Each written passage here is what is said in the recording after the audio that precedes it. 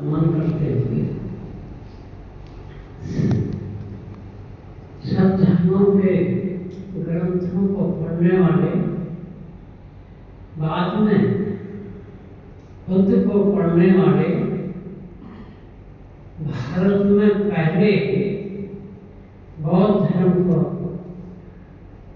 पुनः जागृत करने वाले परम पूज्य बोधि सत्व भारत रत्न बाबा साहब डॉक्टर भीमराव हम नमन करते पूज्य भक्ति जी को नमन करता हूँ, जिनके बदौलत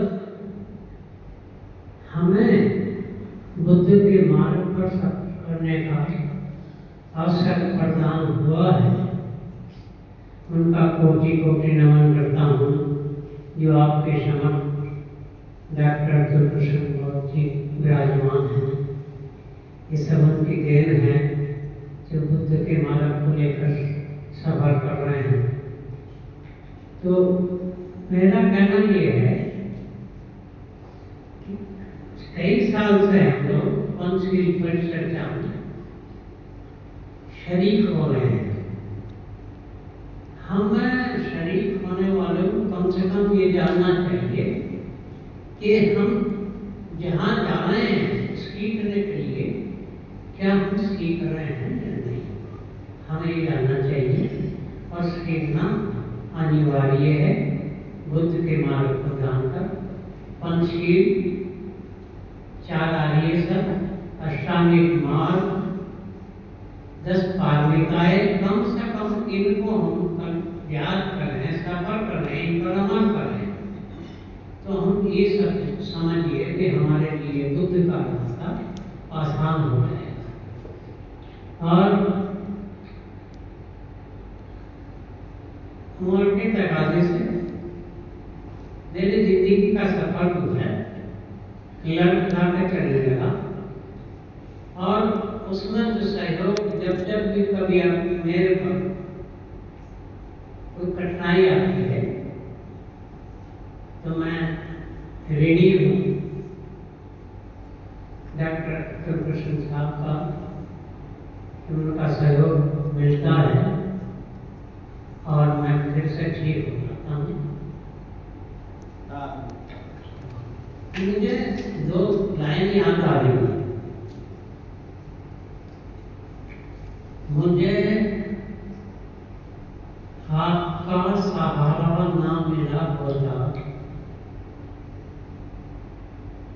चाहे तूफान भी आए फिर भी ना मिला।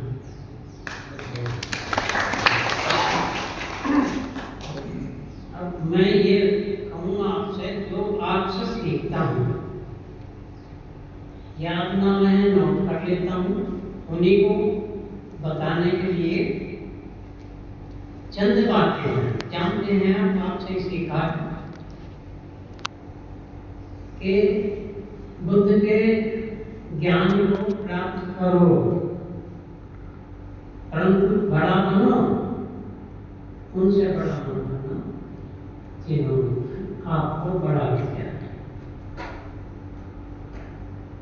समय के पास इतना समय नहीं है कि वो आपको दोबारा समय दे सके। समय का भी लोगों को ध्यान रखना चाहिए। जिनके पास इरादे होते हैं उनके पास बहाने नहीं हुआ करते। और अगर आप स्वयं हार नहीं मानते तो यकीन मानिए आपको इस दुनिया में कोई नहीं हरा सकता। पेड़ की शाख पर बैठा पंछी डाल पर बैठने के बाद डाल हिलने पर घबराता नहीं है, क्योंकि उसको डाल पर नहीं अपने पंखों पर भरोसा है। तो हमें भी उसी तरह से सीखकर अपने पर भरोसा लेकर करना चाहिए। कल्याण का मार्ग जो है, कल्याणकारी मार्ग पर सफर करते चलें, ये भरोसा हमारा अपना होना चाहिए। और इसी के साथ आप सबका आशीर्वाद है जो झटके लगने के बाद मैं आपके बीच में उपस्थित हूँ। नमो अनुकंपाय, नमो बुद्धाय, नमो भीमाय, बहुजन हिताय, बहुजन सुखाय, नमो भारत, विजय भारत, जय भारत। बहुत बहुत धन्यवाद, बहुत बहुत आपको साधुवाद। और हम तो इस दिशा में झटके लगते हैं तो सबके जीवन में लगते हैं थोड़े बहुत, लेकिन मेरा कहना यह है कि जिस तरीके से हमारे श्रद्धेय श्रीमान लाल जी उन झटकों को झेलते हैं, वो इस बात को साबित करते हैं कि हम लोग जो है उचित समय पर इनका 100वां वर्षगांठ बड़े धूमधाम से यहाँ पर मनाते हैं। और एक बहुत ही अच्छी बात हमारे आदरणीय श्रीमान लाल जी ने कही, और ये कि हम यहाँ पर आते हैं, हम लोग इतने दिनों से यहाँ पर पंचील में भाग लेते हैं, लेकिन हमको बौद्ध मत के बारे में जो मुख्य बातें हैं वो हमको जरूर पता होना चाहिए, जैसे कि 4 आर्य सत्य, जैसे कि पंचशील। सर मैं कुछ कहना भूल गया बाद में, आप लोगों से मेरा निवेदन है 11 तारीख को बुद्ध मेला आरंभ होने जा रहा है जो 17 तारीख तक चलेगा। आप सबका उसमें योगदान रहना चाहिए। प्रयास रहे कि ज़्यादा से ज़्यादा हम लोग वहाँ बुद्ध के मेले में शरीक हों, बुद्ध का ज्ञान प्राप्त करें, ये मेरा निवेदन। आप लोगों से ये पूछना चाहता हूँ, कौन जना मुझे ये बताएगा 4 आर्य सत्य, पंचशील और अष्टांगिक मार्ग, ये 3 चीजें मुझे कोई भी जना उठ के, कोई हमारे लोगों में से, जो बड़े लोगों से नहीं कह रहा हूँ, खासतौर से युवाओं से, कोई भी जना ये मैं बता दो, अगर तीनों बता सकते हो तुम्हारा नंबर सबसे बाद में आएगा, तो तुम तो बोलते रहते हो, ठीक है। तो जो और कोई नए लोग हैं बताओ, कोई चलो एक से शुरू करो। 4 आर्य सत्य कौन से होते हैं? 4 आर्य सत्य बताओ। चलो जो हमारे मेडिकल के छात्र हैं बताओ, उनको डॉक्टरी तो बहुत अच्छी आती है, लेकिन ये भी चीज़ उनको आनी चाहिए। हाँ चलो बताओ, 4 आर्य सत्य बताओ। कोई नहीं, खड़े होकर बताओ, जो भी आता है बताओ।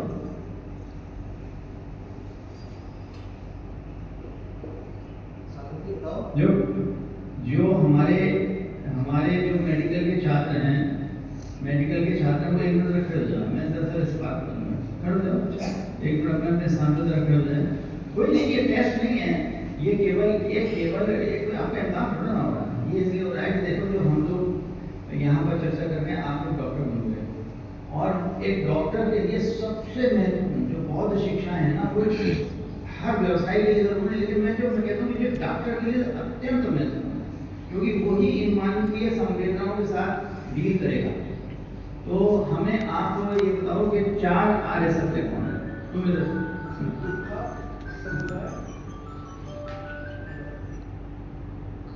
देखो बहुत ही सिंपल है। पहली बात तो कि जो सारा हमारा बौद्ध मत है, इसका उद्देश्य क्या है? इसका उद्देश्य लोगों के जीवन से दुख दूर करके उनको आनंद प्राप्त करना। तो ये चीज आप याद रखिए कि हमारे बौद्ध मत का उद्देश्य क्या है। बौद्ध मत का उद्देश्य लोगों के दुखों को दूर करके और उनको एक अच्छा जीवन देना। तो 4 आर्य सत्य क्या होते हैं? पहला आर्य सत्य है दुख।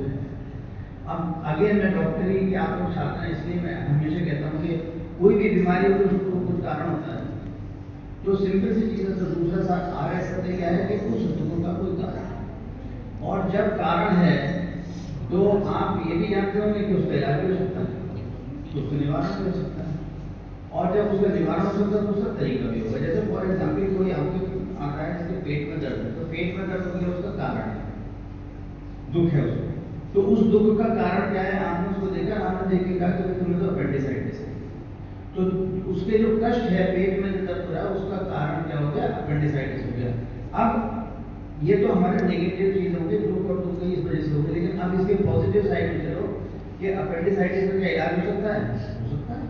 तो इसका मतलब ये है कि उस बीमारी का इलाज है।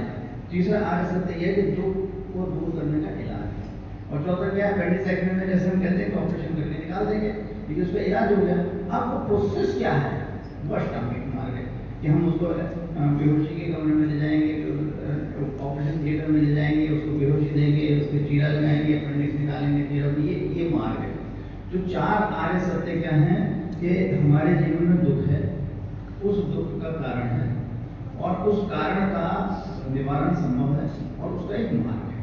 और वो मार्ग क्या है? मार्ग है 8 स्टेप्स का मार्ग, अष्टांगिक मार्ग।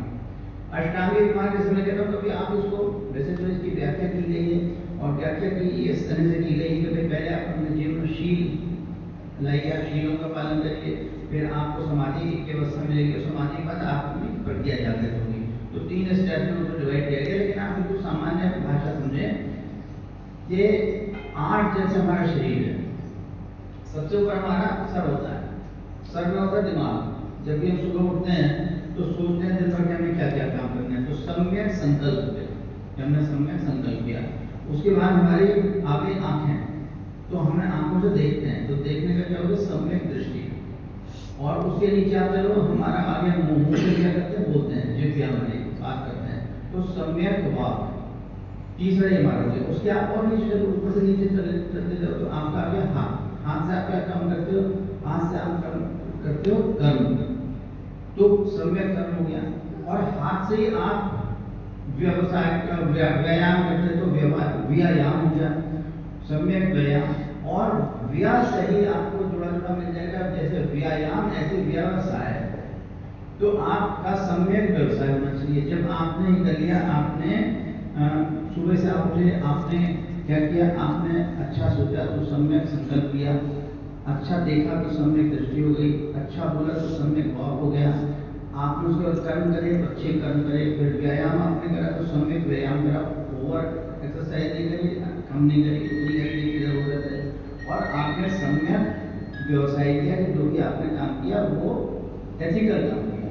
तो ये सब करने के बाद आप पूरे दिन तक आपको घटनाक्रम हो, उसमें कुछ अच्छी बातें भी होंगी, उसमें कुछ खराब बातें होंगी, तो आपने अच्छी अच्छी बातें याद रख ली, तो सम्यक स्मृति होगी।